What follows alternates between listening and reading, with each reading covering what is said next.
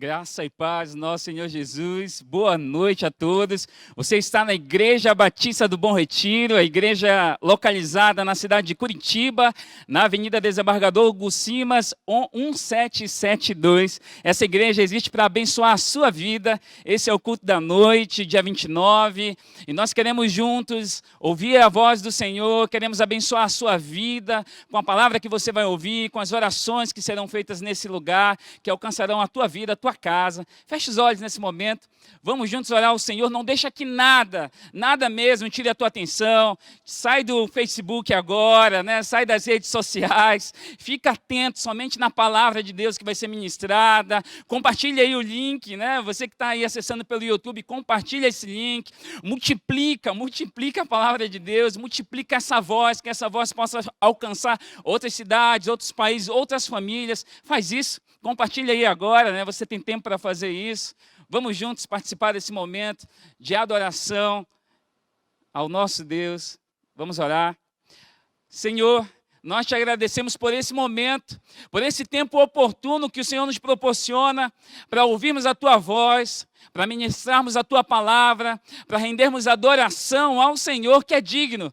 Não há outro como o Senhor, não há outro que seja digno como tu, ó Deus. Tu és o único Deus e nós convidamos agora, toma o teu lugar em nossa casa, toma o teu lugar em nossa família, em nome de Jesus. Repreendemos qualquer espírito, todo espírito contrário à tua vontade, vai embora em nome de Jesus. Estabelece o teu reino agora em cada casa, que os nossos pensamentos, que o nosso coração seja totalmente cativo do Senhor, que nós possamos nessa noite te adorar juntos como família, que possamos ouvir a tua voz, que possamos agradar o teu coração, que possamos juntos, Senhor, não importa onde estamos, porque o Senhor está presente agora nesse lugar, ó Deus.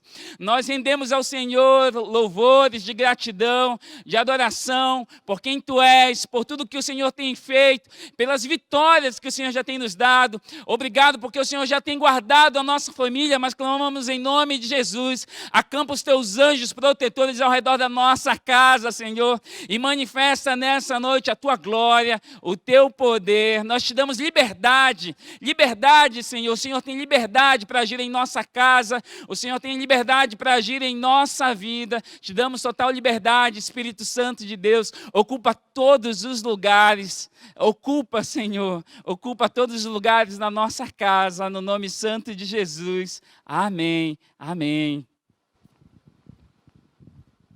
Amém, queridos. Boa noite, graça e paz. Nós estamos felizes por estar entrando na sua casa, na sua vida online. A nossa igreja Batista de Bom Retiro, em Curitiba, Paraná, existe para abençoar a sua vida. Estamos num esforço aqui heróico para nos mantermos dentro de casa. Os nossos cultos todos permanecem ocorrendo e você vai participar dele. E eu quero desde já pedir para você se preparar para a semana que vem. Você sabe que todo primeiro domingo do mês nós temos a ceia do Senhor, domingo de ceia em nossa igreja. Então, para o domingo que vem, eu quero motivar você a que você se prepare. Tem aí pão e tem aí suco de uva. Pode ser qualquer tipo de pão, pão puma, pão da sua padaria, o pão francês, um pedaço de bisnaga, o pão que você escolher, pão sírio, o pão que você escolher e um suco de uva. E nós vamos celebrar a ceia, e você vai celebrar a ceia com a sua família. Você que é pai, você que é mãe, vocês vão poder fazer como nos tempos de Jesus. A Bíblia diz que façam isso em memória de mim, todas as vezes que vos reunidos em meu nome. Vocês vão poder celebrar a ceia juntos em casa, você, sua família, seus filhos. Vai ser uma função sacerdotal que o pastor da igreja vai transferir temporariamente para você que é pai, para você que é mãe, para você que é líder espiritual na sua casa, você que é cristão, enfim. Amém? Nós estamos ao vivo transmitindo os cultos, escolhemos dedicar um tempo maior da palavra de Deus, para que você não fique sem alimento. Na segunda-feira, às 8 da noite, nós temos um encontro das famílias. Na terça-feira temos o CR, o nosso Celebrando a Restauração.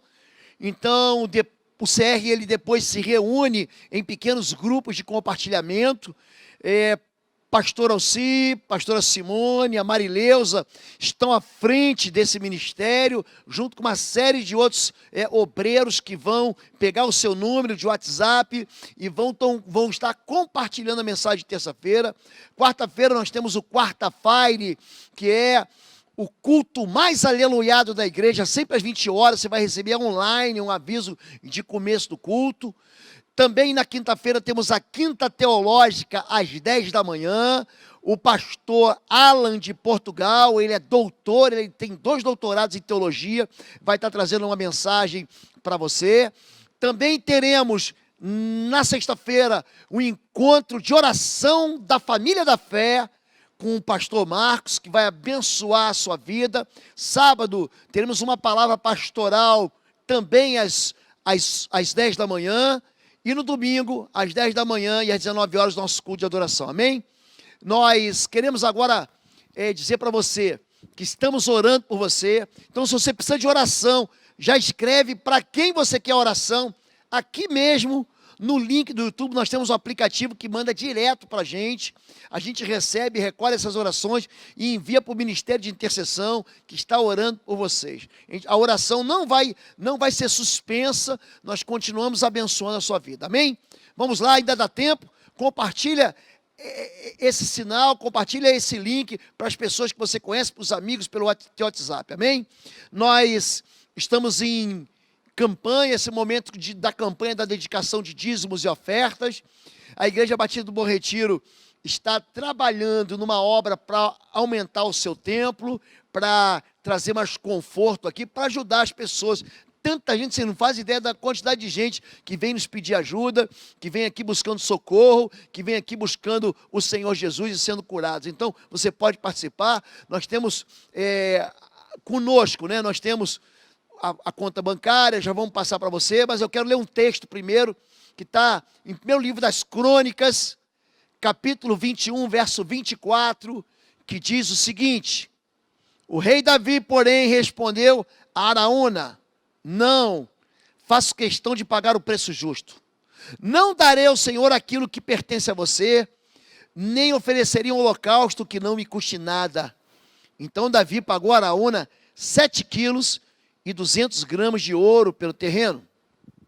E Davi edificou ali um altar ao Senhor e ofereceu holocausto e sacrifício de comunhão. Davi invocou o Senhor e o Senhor lhe respondeu com fogo que veio do céu sobre o altar de holocausto.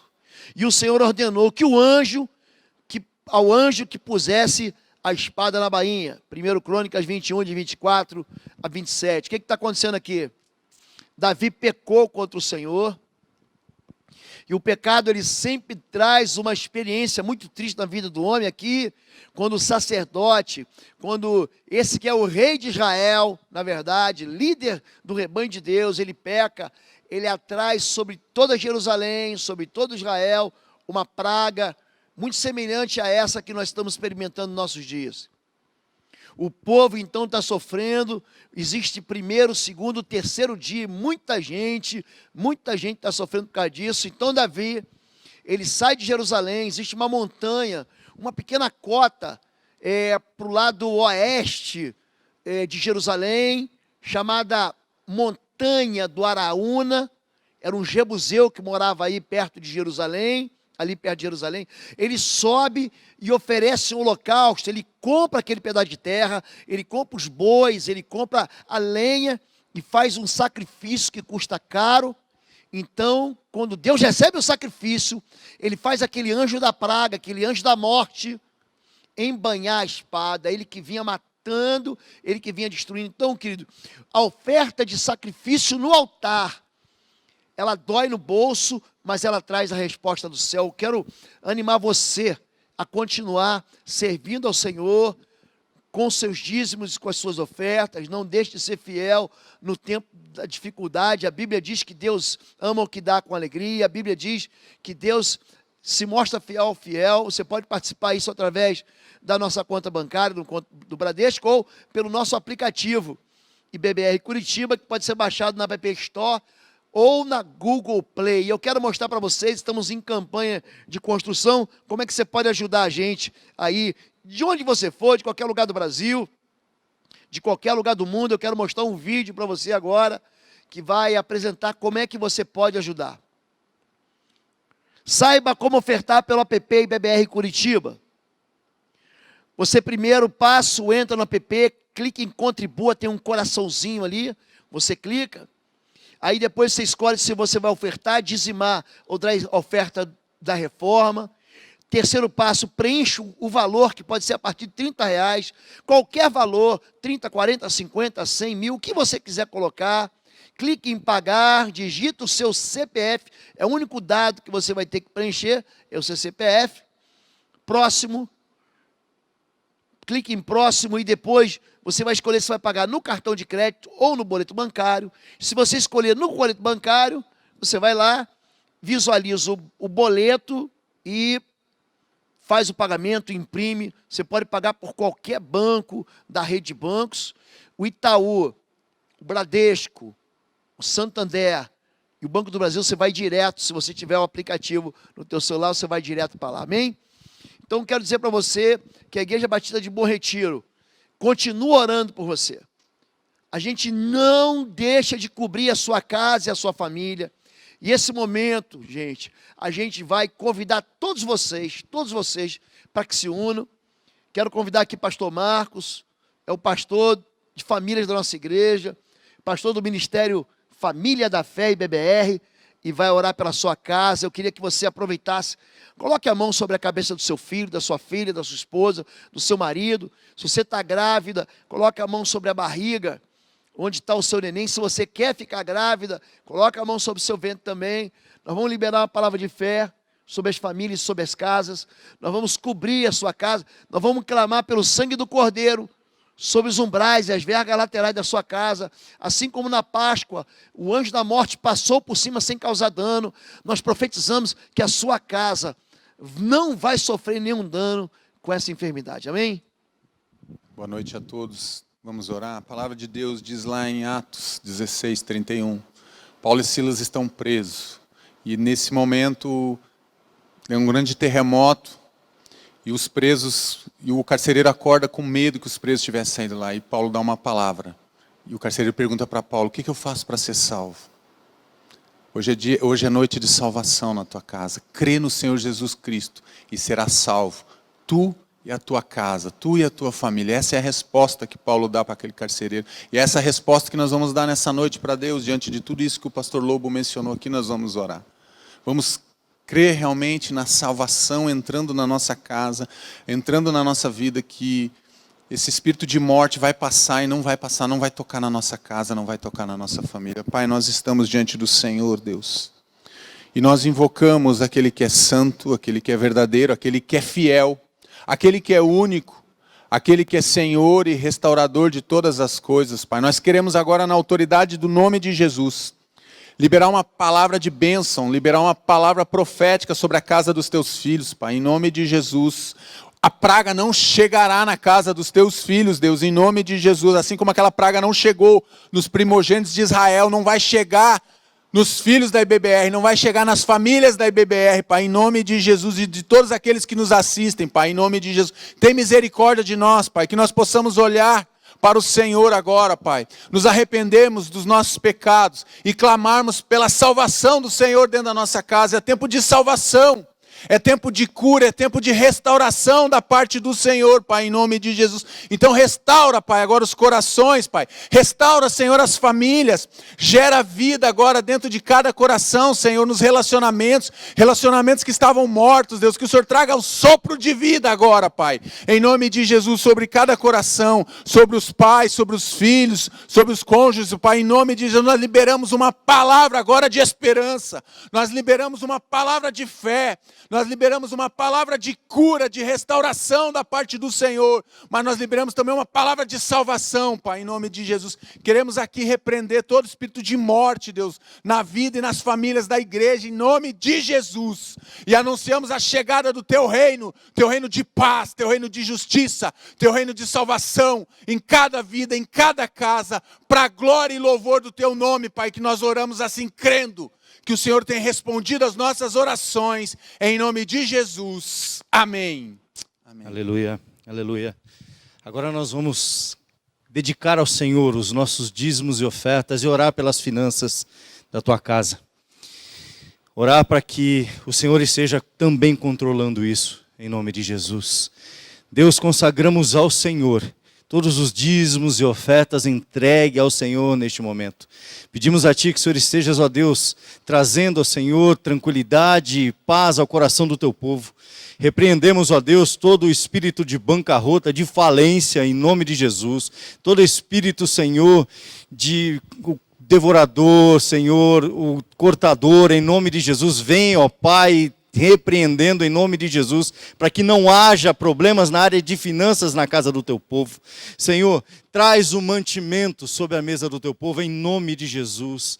Traz o alimento no celeiro, ó Deus, em nome de Jesus. Senhor, preserva o emprego, preserva as empresas, ó Deus, dos seus filhos, em nome de Jesus. Que não haja falência, Pai, em meio do teu povo, Pai.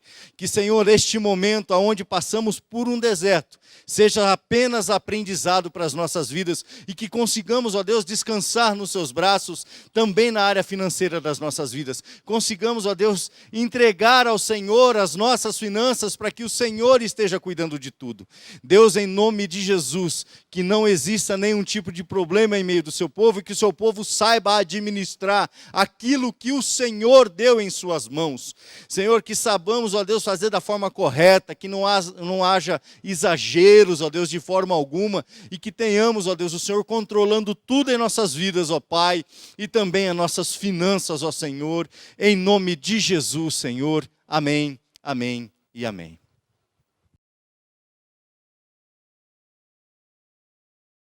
Essa noite eu quero continuar no mesmo trilho daquilo que a gente ministrou pela manhã.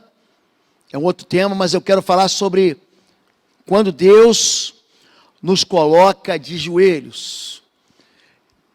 A pandemia do Covid-19, ela tem atingido ricos e pobres, inteligentes e pessoas sem nenhuma perspectiva.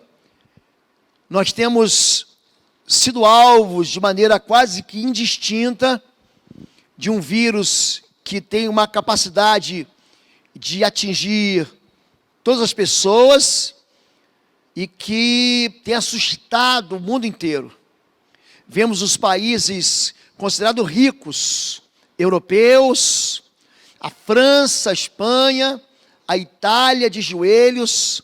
Agora, nessa última semana, vimos um avanço dela na Inglaterra. O estado de Nova York, nos Estados Unidos, detém a metade de tudo aquilo que são os infectados na América. Metade estão ali no estado de Nova York. E sem poupar o Brasil, essa enfermidade está avançando e especialmente assustando as pessoas. Existem horas em que Deus, Ele coloca a gente de joelhos. Existem situações que nos atingem, que nos mostram o quão nós somos fracos, o quão nós somos frágeis, o como nós dependemos do Senhor. Eu quero falar um pouquinho sobre isso, sobre quando Deus nos coloca de joelhos. O que nos coloca de joelhos? Efésios capítulo 3, de 14 a 15, o apóstolo Paulo diz assim pelo Espírito nas Escrituras Sagradas: por essa razão, ajoelho-me diante do Pai, do qual recebe o nome toda a família nos céus e na terra. O apóstolo Paulo está dizendo que existem causas que nos colocam de joelhos, que fazem com que a gente olhe para nós mesmos e nos percebamos, a gente vai se discernir incapaz de resolver questões, incapaz de ter forças para resistir a ataques, incapazes de dar resposta para situações que vão além daquilo que o natural pode resolver. O que é que te coloca de joelhos? É interessante, eu tenho um pastor amigo meu, da Itália, pastor Samuel e missionária Érica, e nós temos conversado também, pastor Fabiano Nicodemo, são missionários lá na Itália, e eles dizem assim: essa enfermidade, pastor, estava lá na China, no final do ano, estava na China no início do ano, e nós começamos a perceber ela se aproximando da gente. se aproximando da Itália. Nós começamos a ouvir alguns casos mais no norte da Itália, e daqui a pouco nós temos visto e recebido notícias de que a enfermidade chegou e agora só nos resta orar. Agora nós percebemos o quanto nós somos fracos, o quanto a nossa ciência ela é fraca diante de uma enfermidade que é forte demais. E o apóstolo Paulo está dizendo aqui que existem causas para nos colocar de joelho, para fazer a gente se render, para a gente se ajoelhar diante do poder, da misericórdia e do socorro do Senhor. Quando isso acontece? Quando a própria ciência humana ela fracassa. Em Mateus 17, de 14 a 15, diz assim: quando chegaram onde estava a multidão, um homem aproximou-se de Jesus, ajoelhou-se diante dele e disse: Senhor, tem misericórdia do meu filho, ele tem ataques, está sofrendo muito, muitas vezes cai no fogo ou na água. Aqui ele tentou tudo, aqui ele tentou a ciência, aqui ele tentou a medicina, aqui o pai tentou os estudos, tentou a capacitação, ele tentou a tecnologia, ele tentou aquilo que o homem pode tentar, mas aí nada deu certo. Então, quando a ciência fracassa, nós nos colocamos de joelhos. Você quer ver uma coisa interessante? O crente, ele fala que Deus é o Todo-Poderoso. O crente diz que Deus é o Elohim Rafa, o Deus que cura. O crente fala que nosso Deus é o Deus que está perto da gente, é o Deus que é a nossa vitória. Mas aí você vai no médico e o médico diz assim: para você não tem cura. Ou seja, quando você recebe um diagnóstico sem possibilidade de cura, você se esquece de que o teu Deus é o Deus que cura. São causas assim que nos colocam de joelhos. Quando? Quando a ciência humana não consegue resolver. Existem momentos em que a gente vê claramente que nós não conseguimos caminhar sem que Deus nos socorra. Quando é que Deus nos coloca de joelho? Quando a arrogância, quando o orgulho humano falha. Salmo 95, de 6 a 8, diz: venham, adoremos prostrados e ajoelhemos diante do Senhor, o nosso Criador, pois Ele é o nosso Deus e nós somos o povo do seu pastoreio, o rebanho que Ele conduz. Hoje, se vocês ouvirem a sua voz, não endureçam o coração como em Meribá, como aquele dia em Massa, ou em Massá, no deserto. A arrogância humana tende a olhar para Deus como se Ele pudesse ser escanteado, como se Deus pudesse ser colocado de lado, como se Deus pudesse ser banido. Tem muita gente que diz: eu não preciso de Deus, eu sou ateu, eu sou agnóstico, eu sou alguém que entendo que eu alcanço o meu próprio lugar de salvação, eu posso me salvar. Querido, o salmista aqui está dizendo que ele se ajoelha diante de Deus, que é o Criador. Só tem um que pode ter respostas para nós, e esse um é aquele que criou todas as coisas e que tem governo de todas as coisas. Chega um tempo em que a arrogância falha. Chega um tempo em que Deus, Ele tem todas as ferramentas para nos humilhar. Chega um tempo em que Deus diz: basta. Muita gente foi arrogante diante do Senhor, como por exemplo o rei Herodes. O rei Herodes, de tamanha arrogância, ele se tornou um rei que pastou no sentido de pastar, como um animal comendo a relva do campo. Existem reis, o rei Uzias, por exemplo, ele foi um homem impressionante, mas que acabou morrendo por causa da sua arrogância. A arrogância falha, e quando a arrogância falha, nós nos colocamos de joelhos. Quando é que Deus nos coloca de joelhos? Quando nós ficamos sem nenhuma saída. Quando as portas estão bloqueadas e quando a gente não tem para onde ir. Marcos 1, verso 40 e 41, um leproso aproximou-se dele e suplicou-lhe de joelhos: se queres, podes purificar-me. Cheio de compaixão, Jesus estendeu a mão, tocou nele e disse: quero, seja purificado. Quando nós não temos saída, e naquele tempo não havia cura para a lepra, não havia cura para a hanseníase, não havia como domar essa enfermidade, não havia como bloquear o avanço dessa enfermidade. E nesse momento, a única coisa que nos coloca de joelho é saber que Deus, Ele tem compaixão de nós. A palavra paixão ou compaixão, ou vem de patos. Patos, alguém que tem compaixão é alguém que tem sentimento. Uma pessoa antipática é contra o sentimento. Uma pessoa apática é sem sentimento. Mas o nosso Deus é um Deus de compaixão, é um Deus simpático às nossas dores. E quando você se humilha, e quando você diz para Deus, Deus tem compaixão de mim, e essa enfermidade, essa porta, esse caminho sem saída, te coloca de joelhos, então você encontra Deus. O que mais nos coloca de joelhos? A gente fica de joelhos quando o próprio Deus diz não. Deus é um Deus que diz sim, mas Deus é um Deus que diz não. O apóstolo Paulo ora 1, 2, 3 vezes a respeito de um espinho na carne, e Deus diz para ele, não, porque a minha graça te basta, e o meu poder se aperfeiçoa na sua fraqueza. Moisés, lá no Monte Pisga, no Nebo, ele pede para Deus para entrar na terra prometida, e Deus diz, basta, não toque mais nesse assunto, e Deus diz não. Deus disse não para Jesus, no jardim do Getsemane. Quando? Quando Jesus diz, se possível for, afasta de mim esse cálice. Deus disse não para Jesus, para poder dizer sim para a gente. Aliás, a gente está vendo aí o governo numa celeuma. Nós estamos vendo um líder tendo que decidir entre salvar as pessoas do vírus ou salvar as pessoas da fome.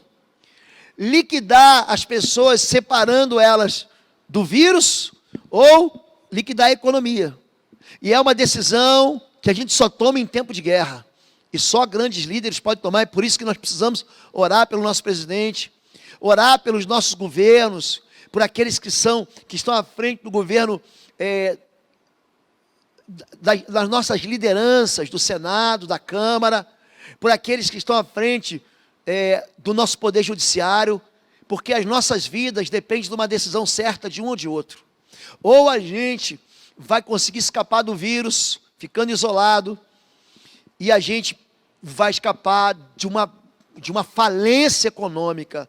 E esse peso tem que ser tomado, essa decisão tem que ser tomada debaixo do conselho do Senhor. Então ore pelo seu presidente, ore pelos seus governadores, ore pelos seus prefeitos, mas ore para que a gente não entre num colapso econômico, além do colapso da enfermidade. Isso nos coloca de joelhos. O que nos coloca de joelhos? Quando Deus diz não. Uma mulher cananeia, natural dali, veio a ele gritando, Senhor, filho de Davi, tem misericórdia de mim, minha filha está endemoniada, está sofrendo muito, mas Jesus não lhe respondeu palavra. Então seus discípulos se aproximaram dele e pediram, manda embora, pois vem gritando atrás de nós. Ele respondeu, eu fui enviado apenas às ovelhas perdidas de Israel. A mulher veio, adorou de joelhos e disse, Senhor, ajuda-me. Esse texto, na verdade, está em Marcos capítulo 7. E essa mulher, ela recebe o não de Deus, ela recebe o não da igreja, recebe o silêncio do céu. Ela vem atrás e Jesus fica em silêncio. Você já orou e Deus ficou em silêncio para você. Eu já orei e Deus ficou em silêncio para mim. Essa mulher, ela ora, e a igreja diz, despede ela, porque ela vem gritando, ela está atrapalhando. A fé dela é muito exaltada, a fé dela, ela está me atrapalhando a crer. Essa mulher, ela recebe o não de Jesus, quando Deus diz, não é para o teu bico, não é lícito dar o pão de filhos aos cães. Então ela se ajoelha. Quando Deus diz não para você, você se ajoelha. Quando é que nós nos colocamos de joelho? Quando a própria vida nos sufoca, Mateus 18, 28. Mas quando aquele servo saiu, encontrou um dos seus conservos, que lhe devia 100 denários, agarrou e começou a sufocá-lo, dizendo, pague-me o que me deve. Então o seu conservo caiu de joelhos, implorou-lhe, tem-lhe paciência comigo e eu lhe pagarei.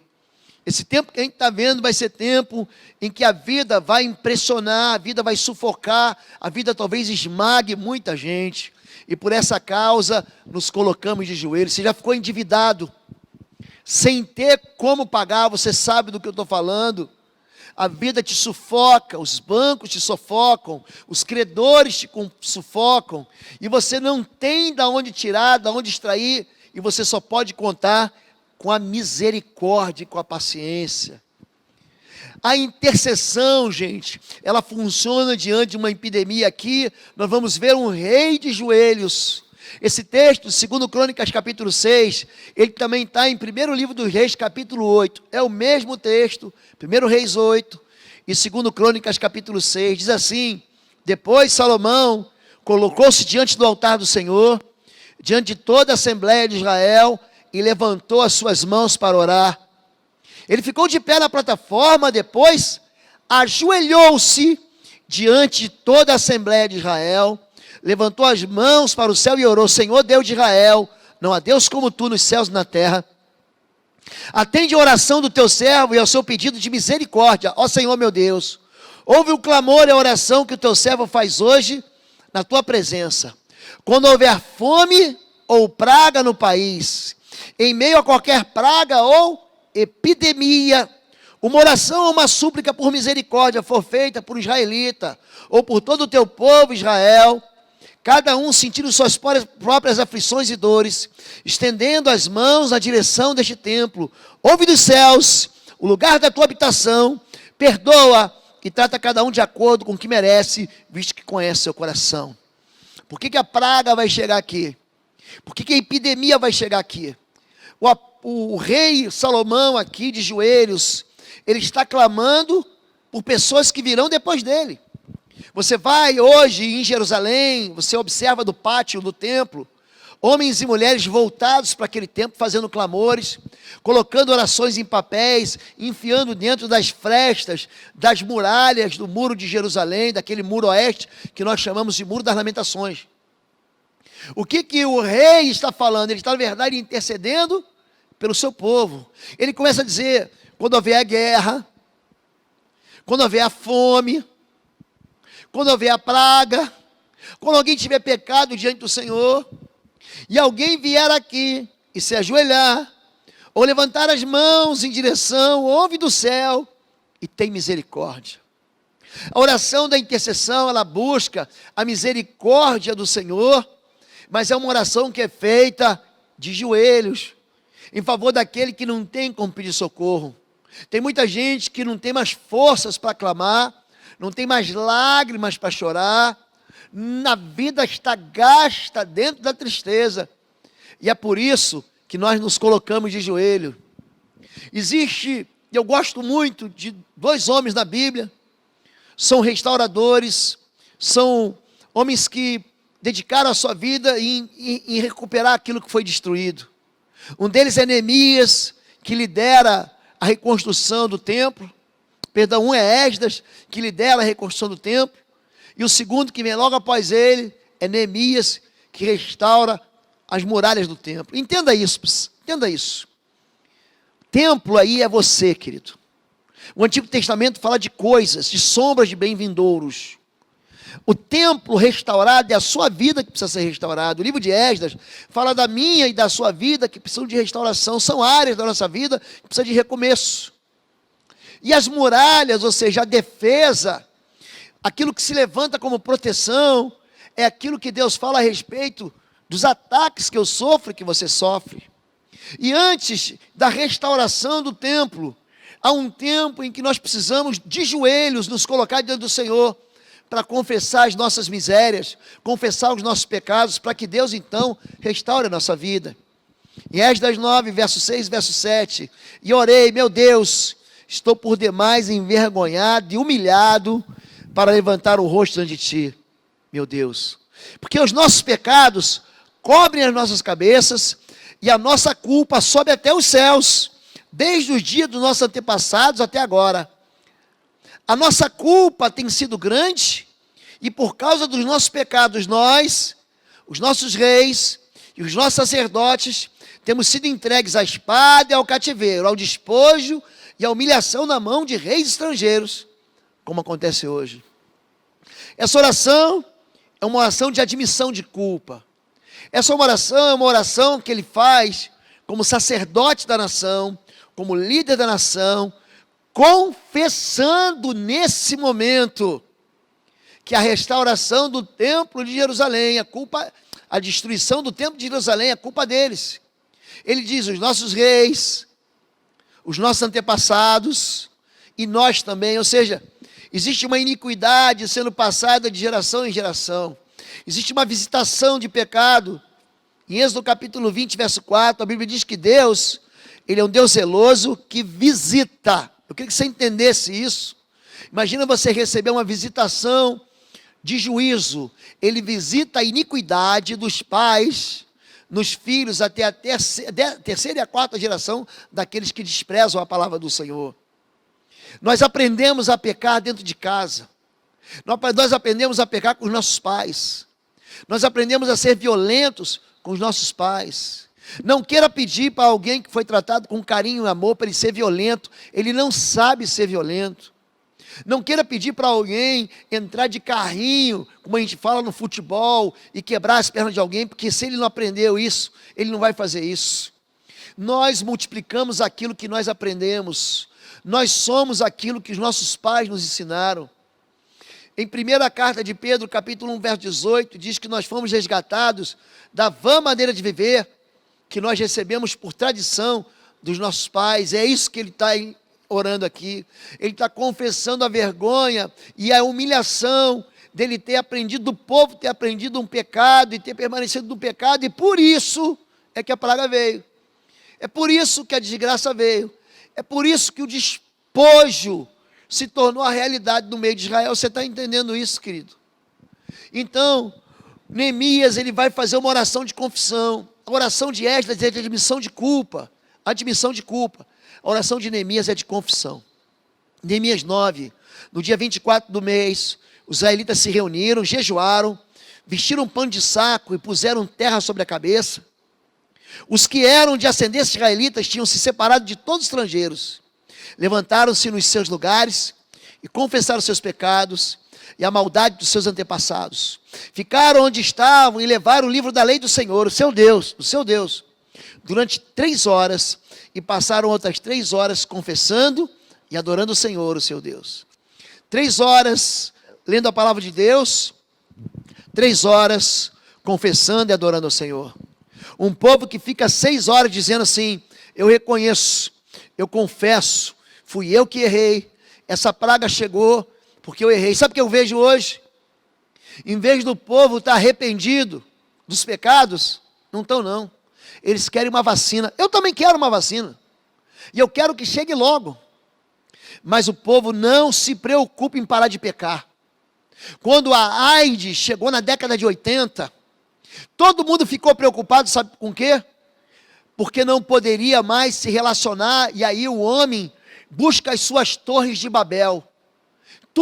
Constrói para si as suas próprias saídas. Use camisinha. Você não vai pegar mais nenhuma doença sexualmente transmissível, pelo menos não vai pegar AIDS. Quer dizer, o povo não quer parar de pecar.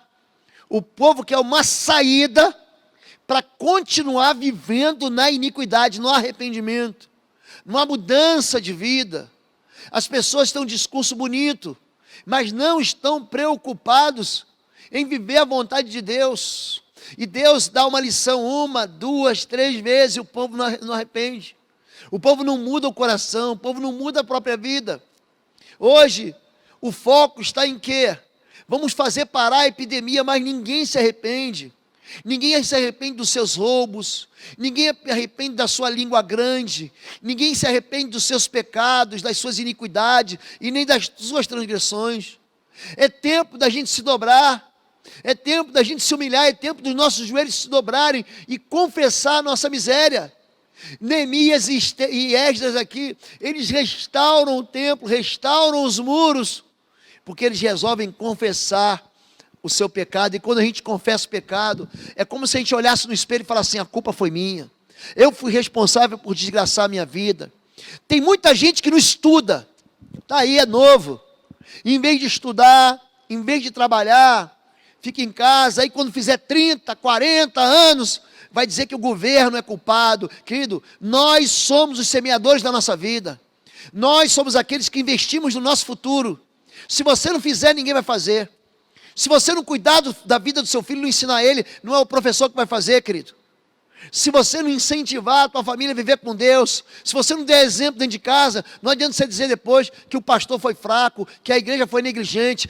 A gente tem que olhar para a gente e dizer, fomos nós, eu fui responsável por isso, como Esdras e Neemias fizeram, se colocando de joelhos e alcançando a misericórdia e a restauração.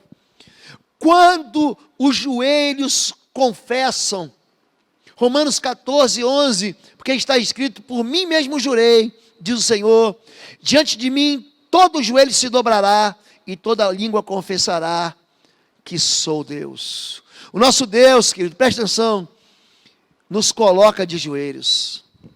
Deus é capaz de colocar você de joelhos. Deus é capaz de me colocar de joelhos a hora que Ele quiser.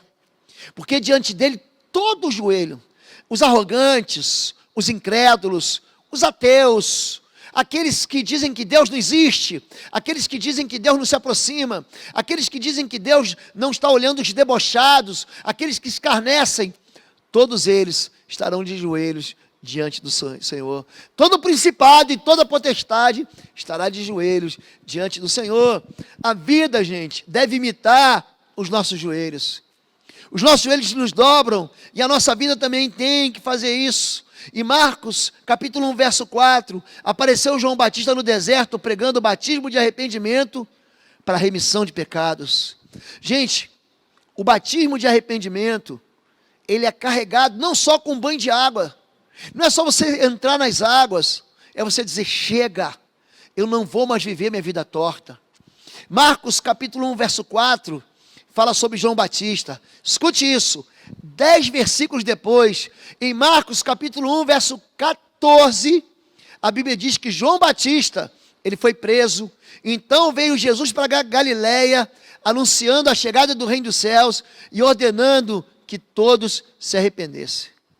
A igreja, ela recebe essa palavra em Mateus 21, 31, em verdade vos digo que os publicanos e as meretrizes, as prostitutas, entram adiante de vós no reino de Deus, porque João veio a nós no caminho da justiça e não crestes, mas os publicanos e as meretrizes creram.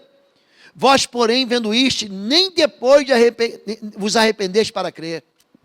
Tem gente que vai passar por essa crise, tem gente que vai passar por essa pandemia, tem gente que vai passar por esse juízo e não vai se arrepender. Tem gente que vai ver pessoas morrendo perto delas. Tem gente que vai vendo pessoas sendo inutilizadas dentro delas. Tem gente que vai ver aí o colapso econômico das pessoas. Tem gente que vai ver aí a vida destruída e não vai se arrepender.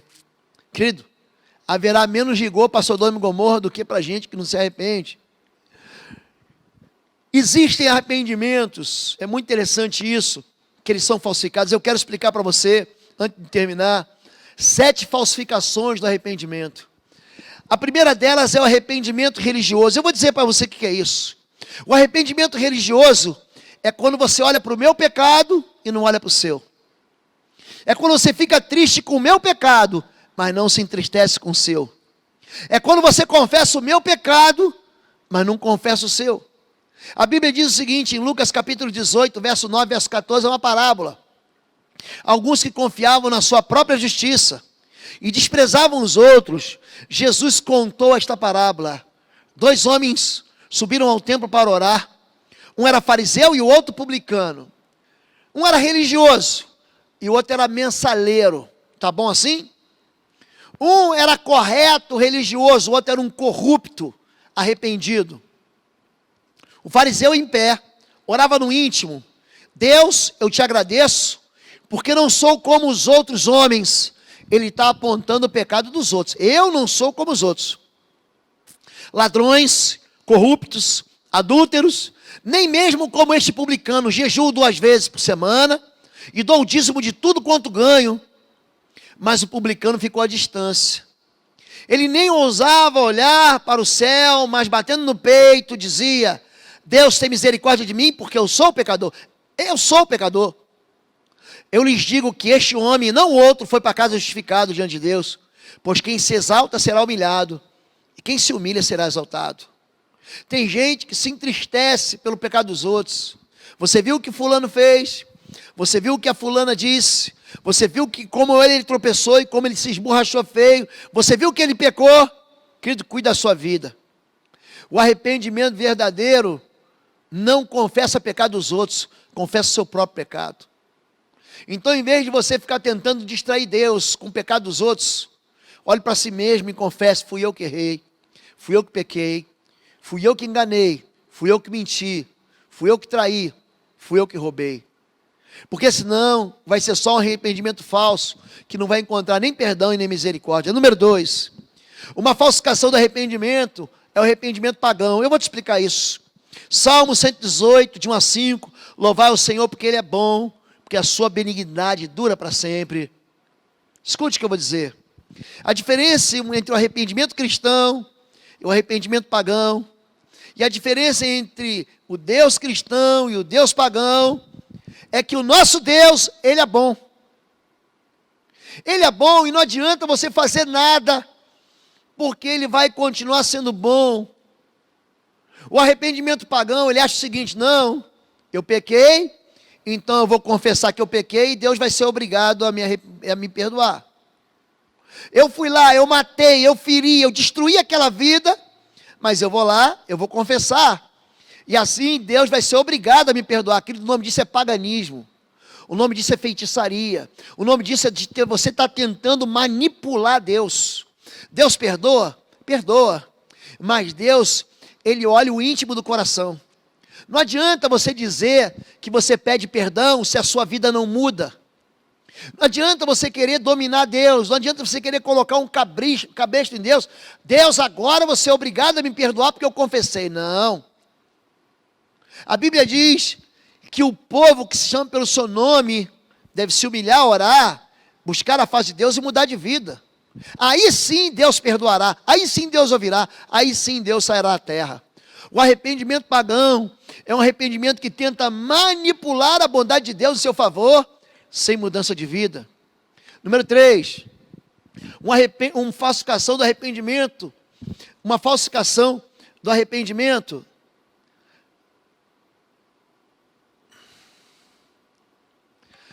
é o arrependimento como uma tristeza desse mundo.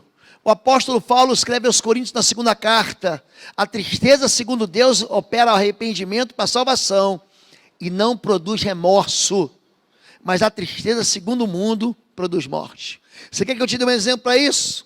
Judas, ele vai lá, traz Jesus, recebe uma grana, aí ele está com muito remorso, ele fala: eu traí um homem justo. Ele vai, joga aquelas moedas de volta para aqueles homens que o compraram, e depois ele, com muito remorso, ele se suicida. Escuta o que eu estou te falando. O perdão de Deus não produz remorso, ele produz perdão. Então a tristeza segundo o mundo é aquela tristeza de flagrado. Eu fico muito triste porque eu fui pego no meu pecado, então o povo quer que eu chore, eu choro. O povo quer que eu mostre que eu estou constrangido, eu fico constrangido. A tristeza segundo o mundo não opera para perdão.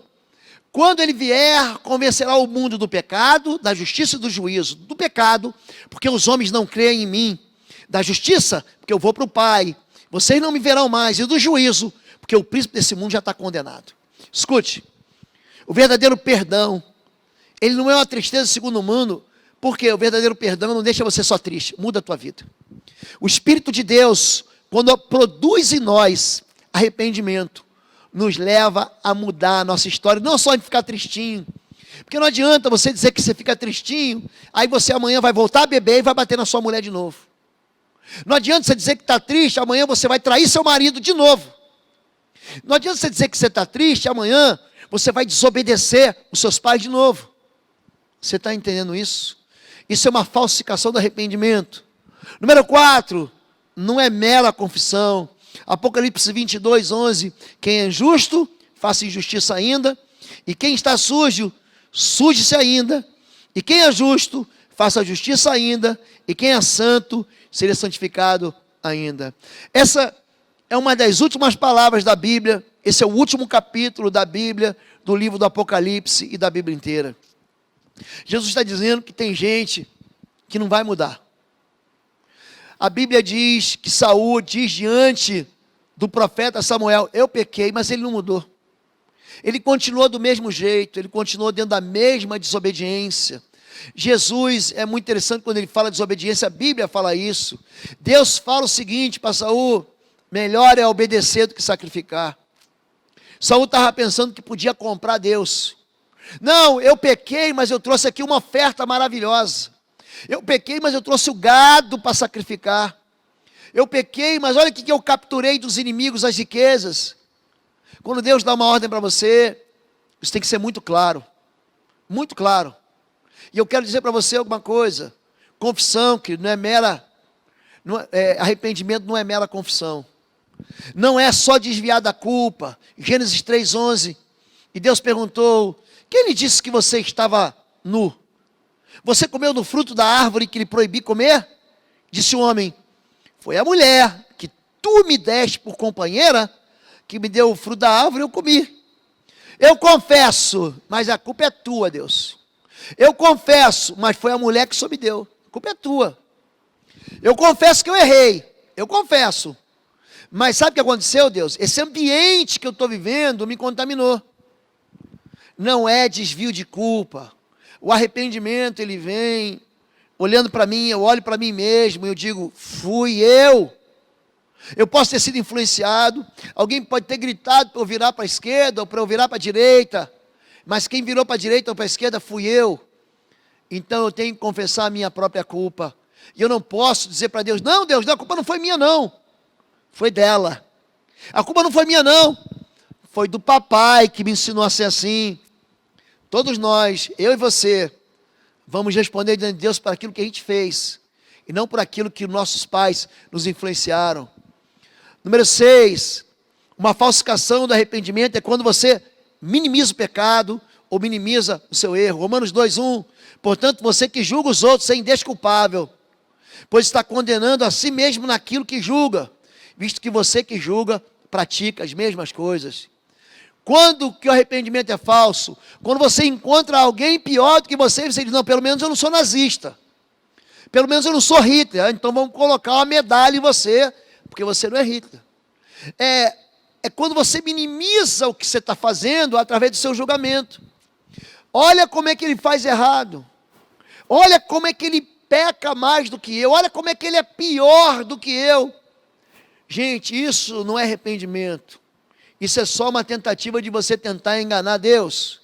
E por último, não é criação de desculpas. Eu volto para Gênesis 3:13. O Senhor então perguntou à mulher: que foi que você fez? Respondeu a mulher: a serpente me enganou e eu comi. Tem muita gente que vai dizer: não, eu já nasci assim, é o diabo.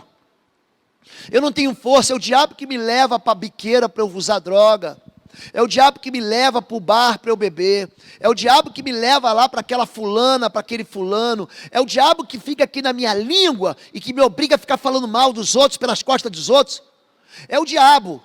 A culpa também, se o senhor tivesse nascido no lar que eu nasci, se o senhor tivesse tido a criação que eu tive, se eu já nasci. Sabe por que eu peco? Porque eu nasci assim. Foi Deus que me fez assim. Você está entendendo? Isso é uma falsificação de arrependimento. Isso não traz restauração. Isso não traz mudança. O arrependimento, ele é tão impressionante que ele é capaz de reverter uma situação negativa. Segundo Crônicas 7:14, eu já citei aqui: e se meu povo, que se chama pelo meu nome, se humilhar, orar e buscar a minha face, isso é importante. Isso aqui vai ditar o teu verdadeiro arrependimento e se converter dos seus maus caminhos. Então eu ouvirei dos céus, perdoarei os seus pecados e sararei a sua terra. A tua casa precisa de cura, confessa os pecados.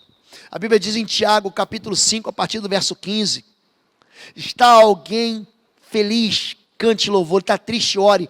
Mas se tem alguém enfermo, você precisa ser sarado. Confessai uns aos outros as vossas culpas, para que sareis. Quando Elias, no Monte Carmelo, ele faz um apelo profético, ele diz: até quando vocês vão cochear entre dois pensamentos? Tem muita gente que quer viver com Deus e viver com pecado. Confesse o seu pecado, não dê desculpas.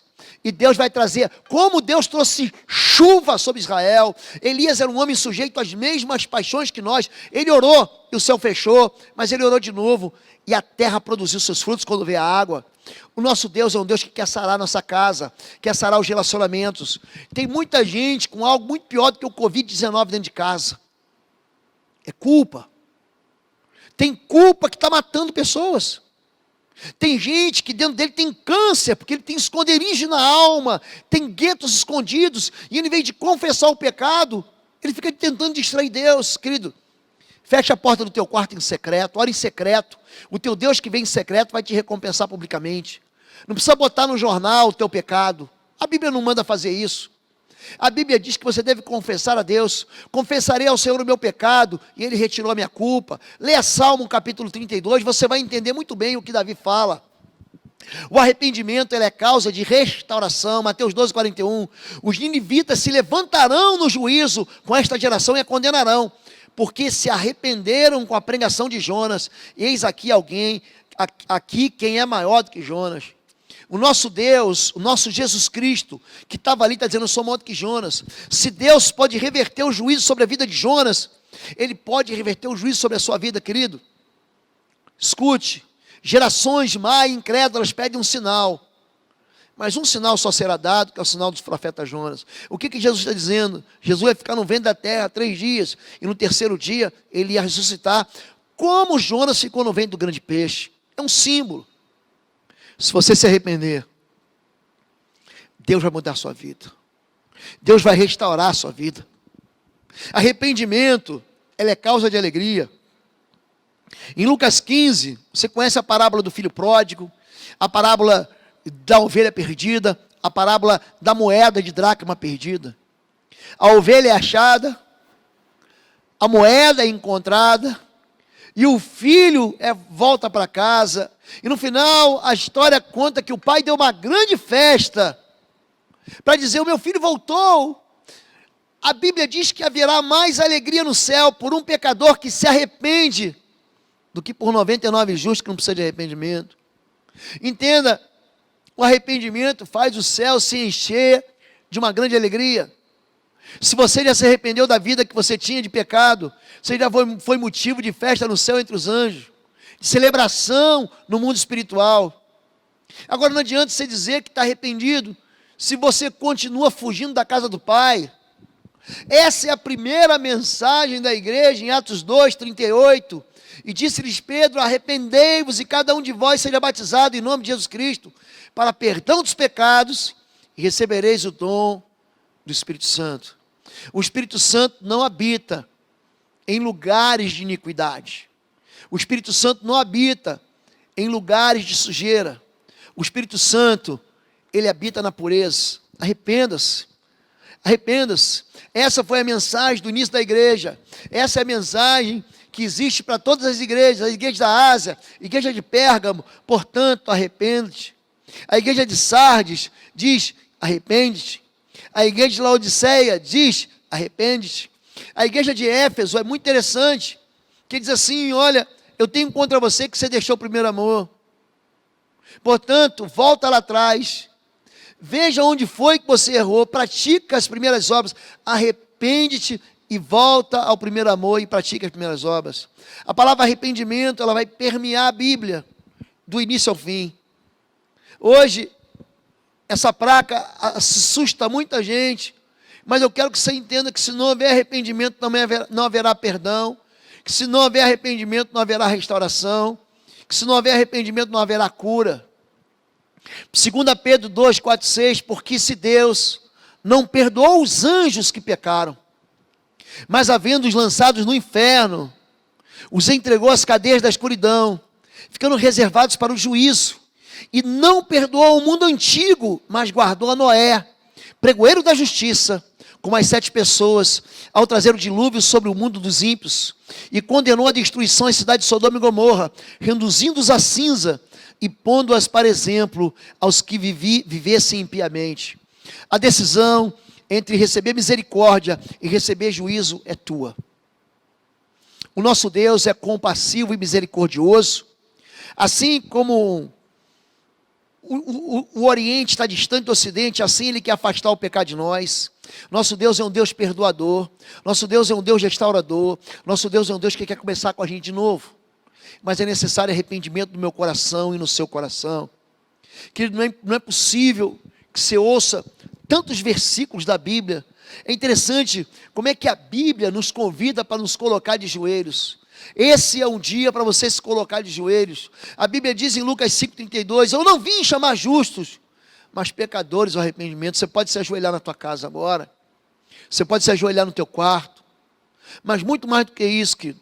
Quando Deus te coloca de joelho, Ele quer simplesmente dizer, você está fora do meu caminho, você está fora da direção que eu te dei. É por isso que o fracasso, o medo, toma conta da sua vida. Eu vou orar por você. Quero abençoar a sua vida essa noite.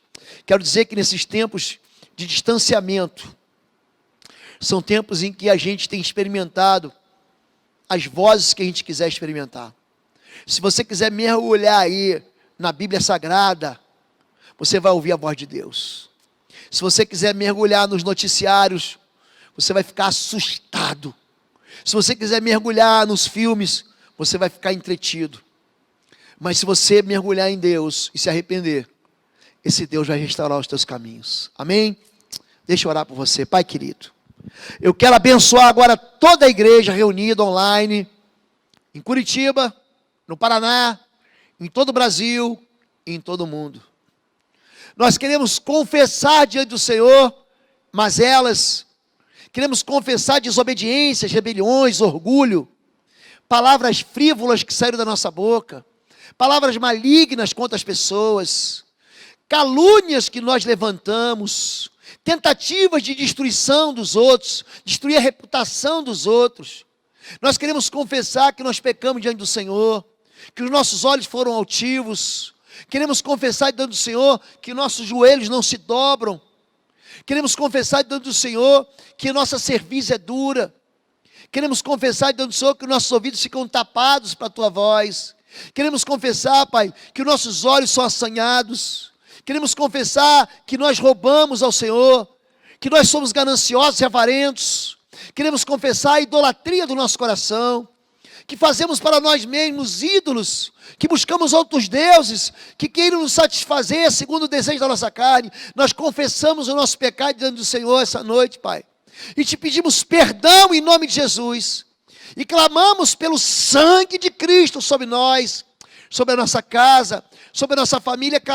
Clamamos pela restauração, assim como o Senhor restaurou o templo no tempo de Esdras, assim como o Senhor restaurou os muros no tempo de Neemias, assim como o Senhor libertou Israel, Pai, diante da confissão de Israel, assim como o Senhor trouxe água sobre Israel, depois da pregação de Elias, assim como o Senhor salvou Nínive de todos os seus pecados, com a pregação de Jonas. Salva o teu povo dos seus pecados, faz os joelhos se dobrarem, Pai, em nome de Jesus de Nazaré.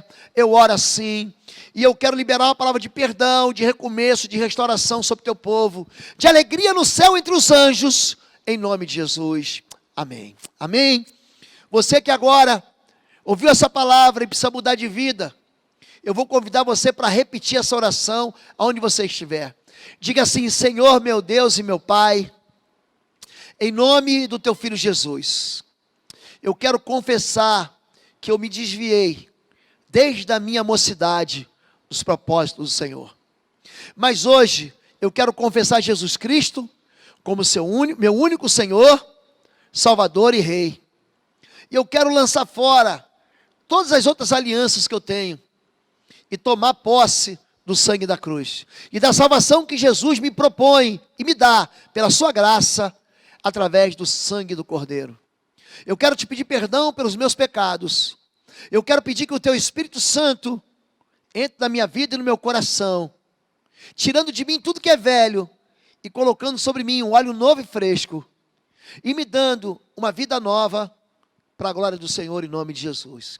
Amém e amém. Você que fez essa confissão, você deve procurar uma igreja assim que a gente puder voltar. Procure uma igreja, seja batizado para perdão dos pecados, comece a congregar, e que Deus te abençoe em nome de Jesus. Amém? Amanhã Temos culto às 8 da manhã com o pastor Queclos. Nós teremos culto das famílias. Pastor Queclos é pastor de jovens casais em nossa igreja. Na terça-feira, nós teremos aqui o CR, que vai abençoar profundamente sua vida com o pastor Alci e todo o seu time. Na quarta-feira teremos o Quarta Fire, uma palavra que vai abençoar sua vida, às 8 da noite, ao vivo. Na quinta-feira, Quinta Teológica, às 10 da manhã. Na sexta-feira, às 8 horas, oração com a família, o Ministério de Família da nossa igreja, o Ministério de Família da Fé, vai abençoar a sua vida grandemente. No sábado, às 10 da manhã, uma palavra da pastora Fabiola, ao vivo para o seu coração e para o coração de todas as mulheres. E voltaremos no domingo de manhã, domingo que vem de manhã, domingo à noite, com a celebração da ceia do Senhor. Então, se você puder ter pão e suco de uva, nós vamos celebrar na sua casa. Você vai reunir a sua família, aqueles que são do seu convívio, do seu isolamento social, que estão na sua casa, você que é pai, filho, avô, neto, vocês vão celebrar juntos a ceia do Senhor, amém? Deus abençoe, que o amor de Deus, nosso Pai, a graça do nosso Senhor e Salvador Jesus Cristo e as consolações do Espírito Santo de Deus sejam sobre tua casa, tua família, agora e sempre, em nome de Jesus, amém. Boa semana, Deus te abençoe, eu oro por você, ore por mim também, fica na paz.